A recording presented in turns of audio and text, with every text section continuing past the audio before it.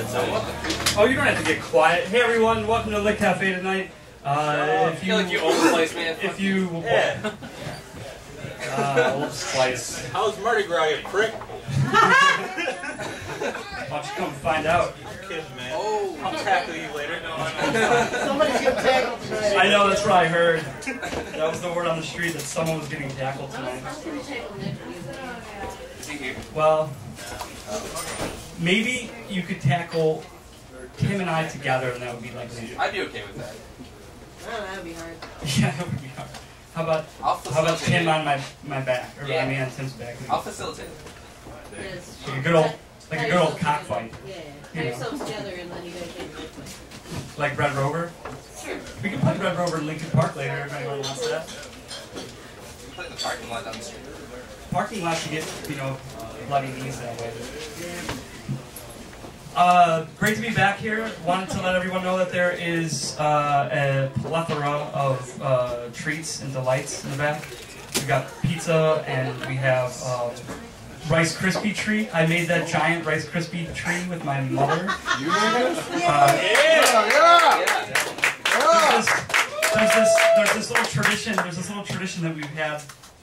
Unfortunately, my mom had to go because it was past her bedtime.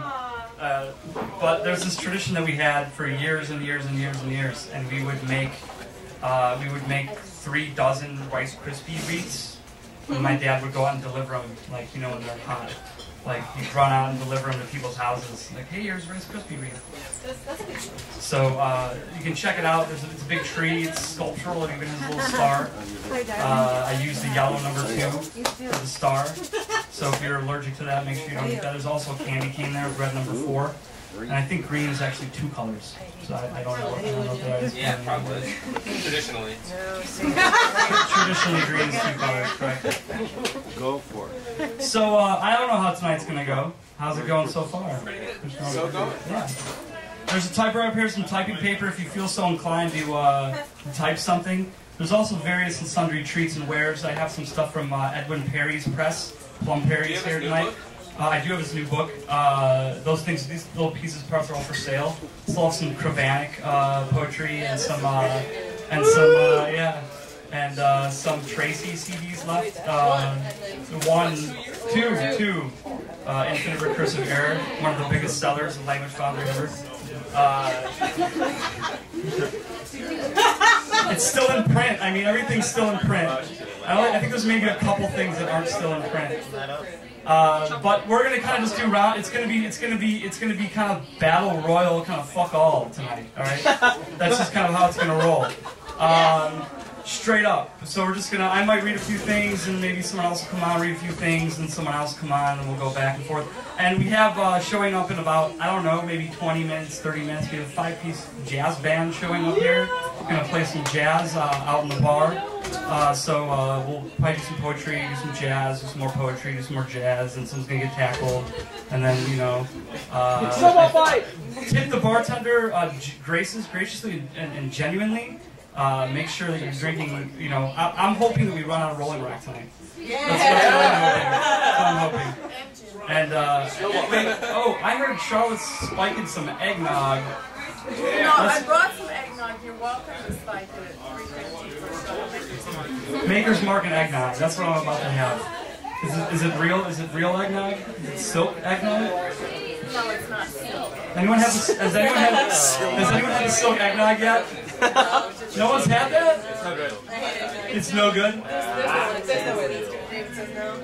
it vegan? I say no. It tastes like fake eggs. Do they even call it eggnog? Do they just call it silk nog? Nog. Nog?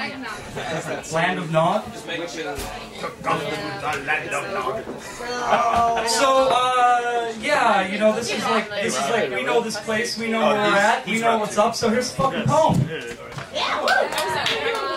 Pirate Ship Democracy. You may have heard this one, but probably not.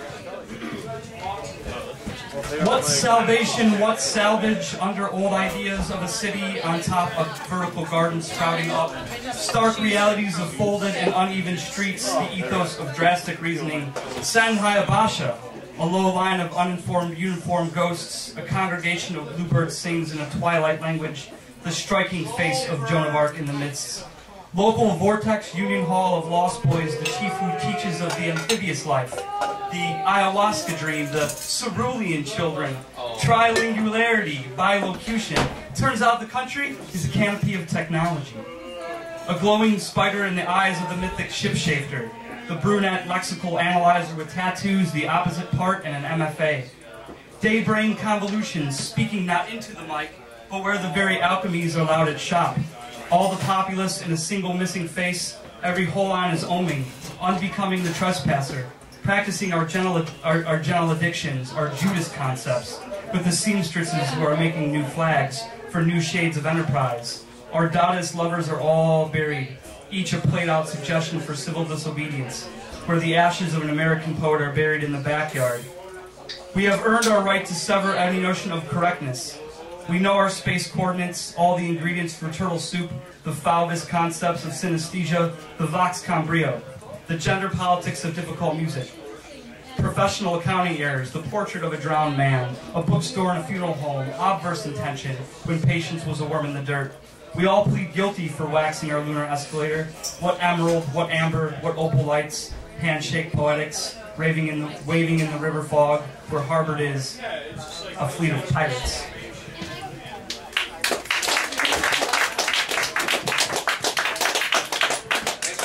That was sort of inspired, yeah, totally. Thanks for the shot of ceruleans in there. I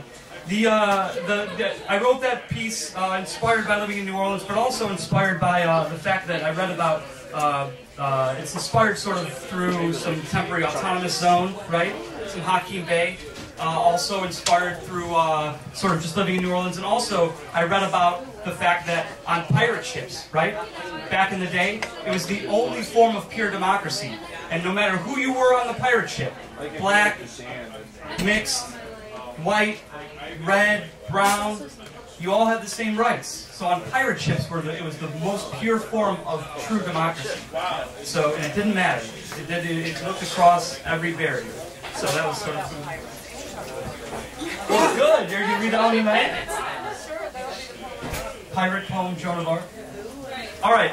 So I'm going to throw something real cheeky and at you here, and then someone will be up next. I'm not too sure who, but then I'll come back after a little while. I'm gonna read you a new little piece that I wrote, composed on an Olympia script typewriter. Just copies of it up here. It's called "When She Goes Down." Just a little cheeky. Some of you heard this before. A couple who were up at Visible Voice reading last year. When she goes down. When she goes down into a Vertigo event calendar to wax her lunar escalator, to dance out her bones frightful, transparent membrane miracula. When she goes down, she's good. When she goes down the canway, she muscles through it. She imagines the field goal. When she goes down, she forgets formulaic testimony. She works out her delay theory. When she goes down, her weathers are put together. When she goes down, she sojourns in celestial bathwaters, certain ceremony of self-separation. When she goes down, her egg of fire breathes out its italicized inflammatories. When she goes down, it's often her magic. When she goes down, there mustn't be much margin for error. When she goes down, she is stoic in her indecisions. When she goes down, one must verify by signature. When she goes down, she finds several low latitudes to apprentice. When she goes down along her orchestral river, she sees her spirals all mapped out. When she goes down, she won't tell you her precise location. When she goes down, she starts with her pre-game rituals. She summons her soldiers of fortune. Her seraphim are there to receive her. When she goes down, it's often an act of contrition. When she goes down, she's running on oblique ambition. When she goes down, she figuratively unfolds her fashions. And when she goes down, it is her Uber Alice. When she goes down, she sways within the concepts of freedom. When she goes down, in focus are her wheels of fortune, her patron saints of alabaster, her virtue and her piracy, her violets of disaster. When she goes down, her moon cycles oblong. And when she goes down, sometimes she forgets that she's down.